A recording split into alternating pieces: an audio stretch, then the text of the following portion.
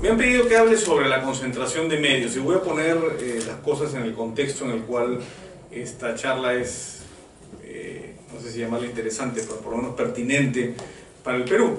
Hace unos años, hace muy pocos años, uno de los grupos periodísticos más importantes, el Grupo El Comercio, adquirió las acciones de una operación bastante compleja que no viene al caso de escribir, de otro grupo importante, que es el Grupo Epensa, que tenía también un conjunto de diarios, y a través de ello consiguió una concentración importante de participación del mercado en el mercado de periodismo escrito, básicamente de periódicos.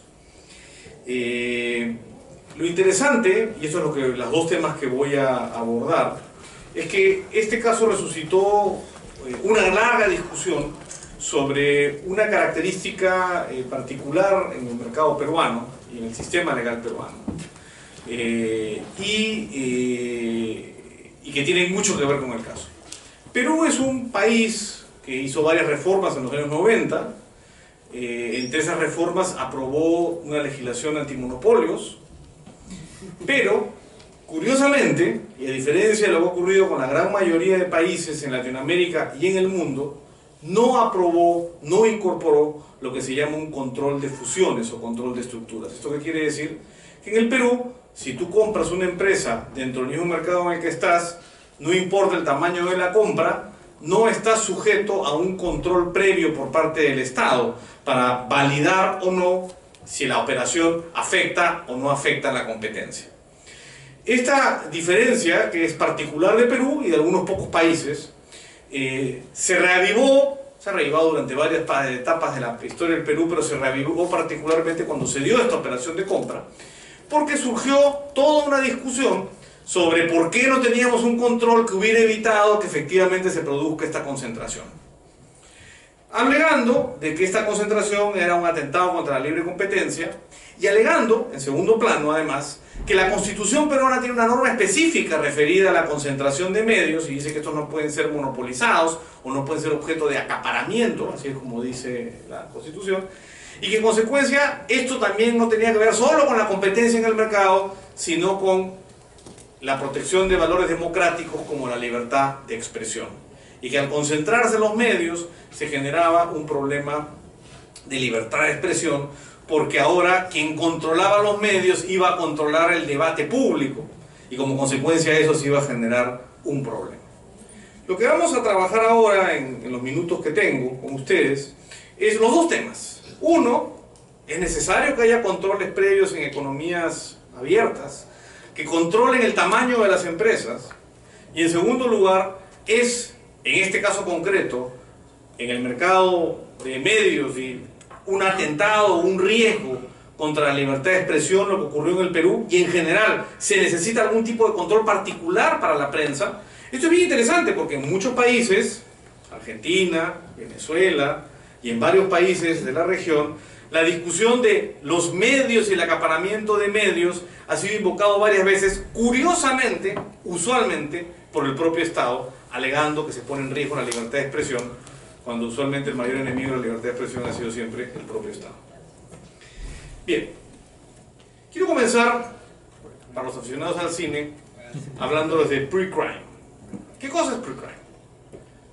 Viene de una película, Pre-Crimen, una película que algunos habrán visto, Minority Report, traducido al español como Sentencia Previa. Sentencia Previa además refleja mucho mejor el sentido en el que quiero usar el contenido de la película. La película, realizada por Tom Cruise y dirigida por Steven Spielberg, es una película de ciencia ficción, bastante buena, dicho sea de paso, desde el punto de vista cinematográfico, pero con un contenido interesante desde el punto de vista de las regulaciones legales, su rol y el control de la libertad y de los riesgos que pueden presentarse en una sociedad. ¿De qué trataba Pre-Crime? Pre-Crime ocurre, bueno, la película ocurre en el año 2054. Todavía nos faltan unos años para llegar ahí, ¿no? ¿Y qué era Pre-Crimen? Vamos a traducirlo al español. ¿Qué cosa era Pre-Crimen? Pre-Crimen combinaba una tecnología muy sofisticada, unas computadoras muy sofisticadas, con unos mediums, unos individuos que tenían poderes mentales y que podían adivinar el futuro. Trabajaban con 3 mediums. De ahí viene el término Minority Report. Para que Precrime se activara, era necesario que de los 3 mediums que estaban sumergidos en una piscina conectados con unos aparatos en la cabeza, por lo menos dos de ellos confirmaran la predicción que Precrimen había hecho. Y estos mediums permitían adivinar el futuro. En base a esta adivinación del futuro, se había creado un sistema legal muy particular. Precrimen. ¿Qué cosa era Precrimen? A través de la capacidad de los mediums de predecir el futuro, sumado a esta tecnología, se podía saber con anticipación a la comisión de un delito que este delito se iba a cometer. Es decir, podía saber antes de que se cometiera un asesinato que el asesinato iba a ser cometido. ¿Y cómo funcionaba el sistema? Cuando el sistema detectaba que alguien iba a cometer un asesinato, Precrimen activaba una alarma, se dirigían al lugar donde el asesinato se iba a dirigir y capturaban al asesino antes de que fuera asesino y lo metían preso. El sistema predictivo, si uno lo ve desde el punto de vista de control de crimen, es tremendamente eficaz. Hace que los crímenes no se cometan. Y no se cometen porque podemos visualizarlos con anticipación. Este sistema, que era muy alabado en el año 2054, era uno de los integrantes, era el capitán John Anderton, que estaba protagonizado por Tom Cruise. Era un creyente en la capacidad de Precrimen y era uno de los que se encargaba de la captura. Le estaba ahí, lo ven, manipulando el sistema tecnológico cuando recibían alarma y automáticamente identificaban dónde había ocurrido o dónde iba a ocurrir lo que iba a ocurrir. Iba con todo un montón de policías y detenían y metían preso y sancionaban a la persona por estar a punto de cometer un crimen que aún no había cometido. ¿Cómo terminó Precrimen en la película? Ya te les tengo que contar un poco el final para que... No les voy a contar el final, les voy a contar qué pasó. Resultó que Precrimen fue manipulado por el sistema estatal. Y como fue manipulado por el sistema estatal utilizaba Precrimen para poner en la cárcel a los enemigos del Estado y a los enemigos del propio sistema. Entre ellos terminó estando Anderton, es el propio Tom Cruise, que había sido el que creía en este sistema y que terminó siendo perseguido, ¿no? Y tratado de meter preso, acusándolo de un supuesto crimen que iba a cometer. Por supuesto que podemos entrar a una larga discusión desde el punto de vista penal sobre si esto constituyen o no garantías o sistemas garantistas, si preservan realmente la libertad y si está justificado encarcelar a las personas por crímenes que aún no han cometido, solo porque podemos predecir que los van a cometer. En el Perú se ha discutido en los últimos años no crear precrimen, sino crear pre-merger, prefusión. ¿Qué es prefusión? Un sistema que existe en muchos países del mundo que trata de identificar que una operación económica va a generar o tener como consecuencia un daño al mercado. Es decir, que una vez que esta operación se produzca, las personas involucradas en esta operación van a dañar a los consumidores. Y en función a eso, les prohibimos hacer algo que todavía no han hecho. ¿A través de qué? De evitar que se produzca la fusión. La fusión en sí misma no es mala. Pero como la fusión te coloca en una situación donde podrías hacer cosas malas, voy a prohibir que te fusiones para evitar que estés en la posición de hacer cosas malas. ¿Dónde funcionaría pre-merger? En una oficina llamada Indecopi, ¿no? Que es el equivalente a las autoridades de competencia a lo largo de toda la región. Procompetencia en Venezuela, la Superintendencia de Control del Poder de Mercado en Ecuador, la Superintendencia de Competencia en Argentina, el Tribunal de la Competencia y la Fiscalía Económica en Chile. Es decir, todas tienen oficinas que hacen controles de este tipo, previos a las fusiones. ¿Quiénes son los mediums? Unos señores llamados los economistas. Los economistas creen que han desarrollado la capacidad para predecir el futuro. Efectivamente, parte de la metodología económica tiene que ver con saber cómo se comportan los individuos y cómo se comportarán en el futuro. Pero una cosa es usar eso como una herramienta académica y otra cosa es entenderla como un mecanismo de predicción real del futuro. Y si no, veamos lo que suele pasar con los números cada vez que los economistas predicen. Tienen una cierta capacidad de predicción, pero se equivocan con mucha frecuencia. ¿Cuál es la tecnología? Esta, ¿no?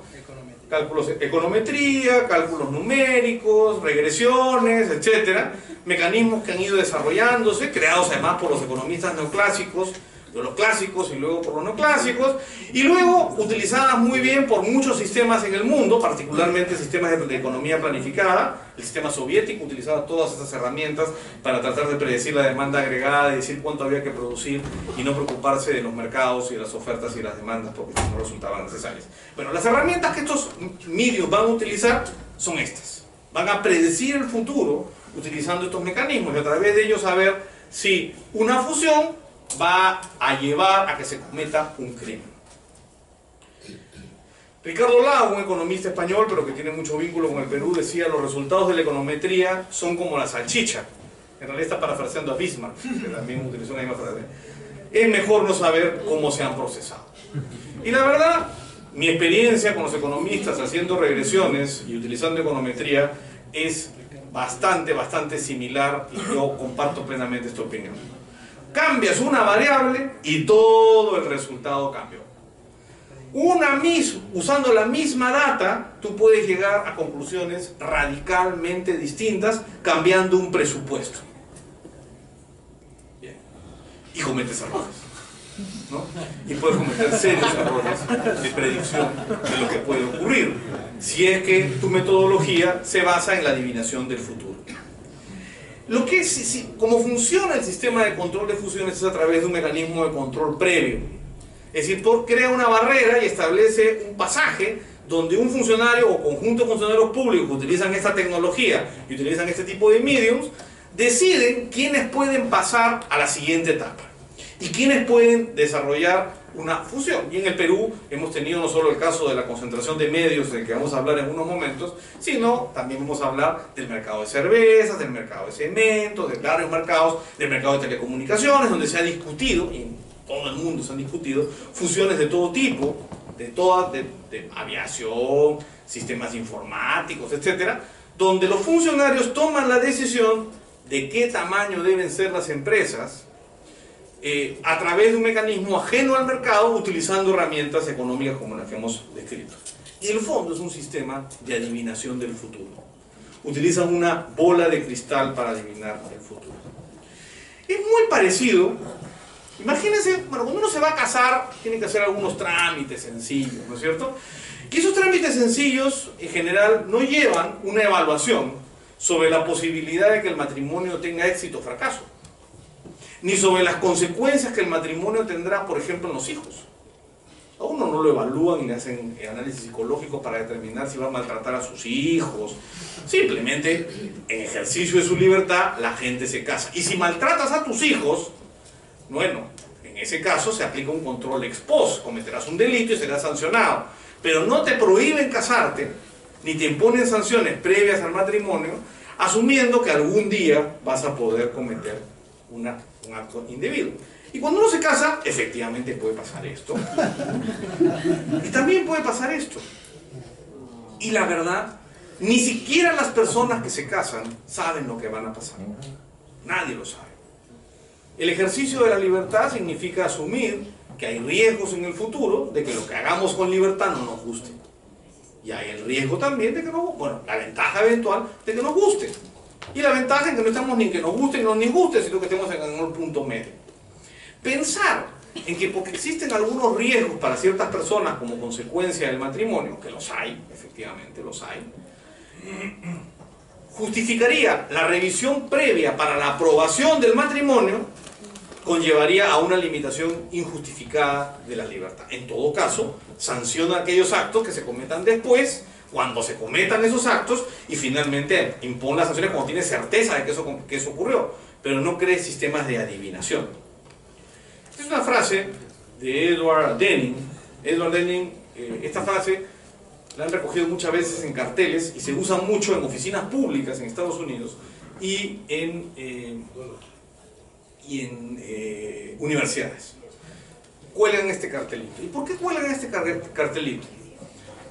Más de una vez un alumno viene con una idea brillante y le dice al profesor o le dice a un funcionario público: vamos a adoptar una política pública y le saca toda una teoría sobre qué sería bueno hacer. Y Denning, cuando esto le ocurrió, contestó: "In God we trust, all others must bring data". En Dios confiamos, todos los demás por favor traigan data. Es decir, yo no puedo tomar decisiones sobre qué hacer si ustedes no tienen data certera sobre por qué tengo que hacer lo que tengo que hacer. No debemos jugar en adivinar el futuro, sino tenemos que actuar sobre base cierta. Estos controles de fusiones que se han hecho tan populares en el mundo, sin embargo, cuando uno revisa los fundamentos que suele utilizarse, uno se da cuenta que en realidad hay muchos vacíos en términos de la justificación en data sobre por qué deben existir y cuáles son las ventajas de que existan. Y acá hay algunas citas de algunos autores conocidos. La evidencia de mediciones de control de fusiones dejan dudas acerca de su eficacia general, D'Uso en 2008. Un asunto de fe, más que una conclusión basada en evidencia, Sims en el 2009. No han conseguido aumentar el bienestar del consumidor en forma sistemática en algunas circunstancias. La intervención puede incluso haber reducido el bienestar. Y uno puede encontrar muchísimas opiniones. Hay opiniones que dicen que sí funcionan, pero cuando uno las lee, la data no es clara. La data no es clara, ¿no? María Coppola decía: para muchas agencias, una porción significativa de sus presupuestos, estamos hablando de agencias de competencia, es dedicada a la revisión de fusiones y solo un pequeño porcentaje de las transacciones revisadas son problemáticas. En el año 2008, en la encuesta de eficiencia de la ICN, International Competition Network, las agencias miembros de la ICN indicaron restricciones de recursos debido al mandato de revisar las notificaciones, es decir, no podían dedicarse a otras actividades que a control de fusiones, como una de las principales razones por las cuales ellas no pueden determinar proactivamente sus prioridades de cumplimiento y promoción. Por ejemplo, controlar carteles u otro tipo de actividades diferentes. Veamos algunos datos interesantes. La Unión Europea, en los últimos 24 años, 5.504 notificaciones, segunda fase, es decir, que dijeron, bueno, de estas no tuvieron que cubrir costos de abogados para notificar, solamente pasó a la segunda etapa 2.1%, 116, y solamente dejaron de ser aprobadas 37. Es decir, hubieron 5.000 procedimientos para cuestionar solamente 37, Estados Unidos tiene números muy similares, como ustedes pueden ver. Y la verdad que los costos que estos sistemas imponen a las empresas son bastante elevados. Costos de transacción, tiempo en aprobar la operación, costos de oportunidad.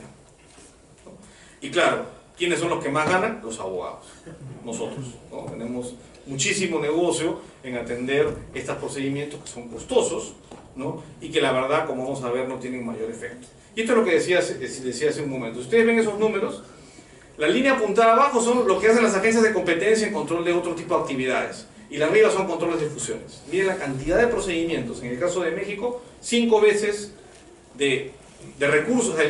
Se usan 5 veces más recursos en control de fusiones que en todas las otras actividades de la agencia.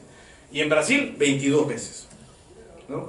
Tienen costos bastante elevados en tiempo y en dinero, ¿no? Y realmente no está muy claro cuáles son los beneficios que generan. Los tiempos de duración de estos procedimientos pueden tomar meses. ¿Se imaginan una fusión grande que deja de realizarse y perder los beneficios durante periodos que van hasta más allá de un año, ¿no? Y claro, se ha dicho, esto lo decía el INDECOPI cuando promovía el control de fusiones, que tienen ligeros costos, pero no son ligeros, son significativos. Tienen altos costos públicos y privados, tienen beneficios hipotéticos, no está claro cuál es el beneficio de este tipo de controles, ¿no? Dicen las operaciones toman 30 días más 90, pero no es cierto. La agencia se toma muchísimo más tiempo. Acá tienen el ejemplo de Argentina. Hay casos en Argentina, como en el 2008, donde un procedimiento de este tipo tomó 57 meses o 48 meses, es decir, 4 años o más de 4 años sin que una operación que hubiera podido generar beneficios al mercado se hubiera realizado, porque la autoridad no se pone de acuerdo sobre si la sanciona o no la sanciona.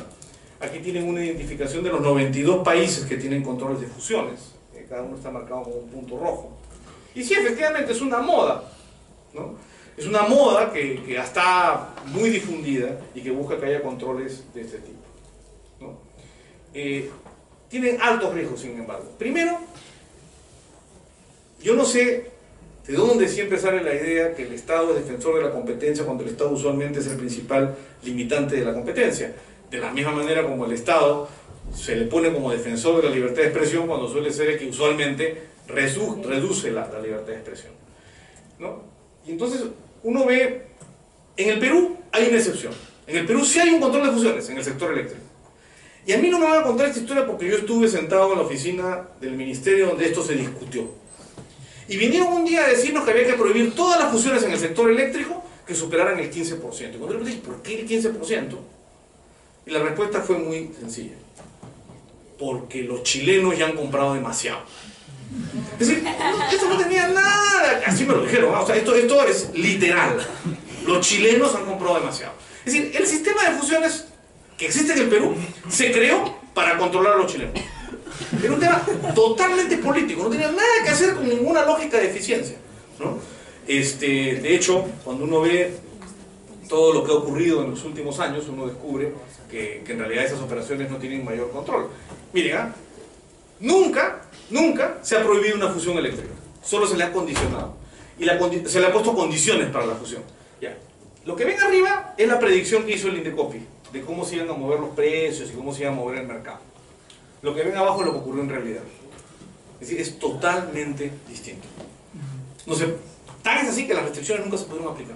Eran tan absurdas que nunca se pudieron aplicar, ¿no? Otro ejemplo, el que siempre mencionan, la cerveza, y ahora no regresan porque hay la compra de Ambev y todo el asunto, siempre regresan como ejemplo. La verdad, ¿qué pasó en el Perú? Efectivamente hubo una serie de concentraciones que llevaron a que en un momento una empresa tuviera una buena parte del mercado, ¿no? El consumo per cápita en el Perú, sin embargo, se ha incrementado de 20 litros al año a 39 litros. ¿Por qué? Porque luego de todas estas fusiones entró un competidor que fue Ambev y bajó los precios de la cerveza y subió el consumo de la cerveza y virtualmente se elevó en casi el doble, ¿no? La inclusión de las nuevas empresas generaron este efecto y acá está, uno ve la caída de los precios cuando entró la competencia. El punto no es cuál es la estructura del mercado, sino cuáles son las barreras de entrada a ese mercado. Y si no hay barreras de entrada al mercado, los competidores van a entrar.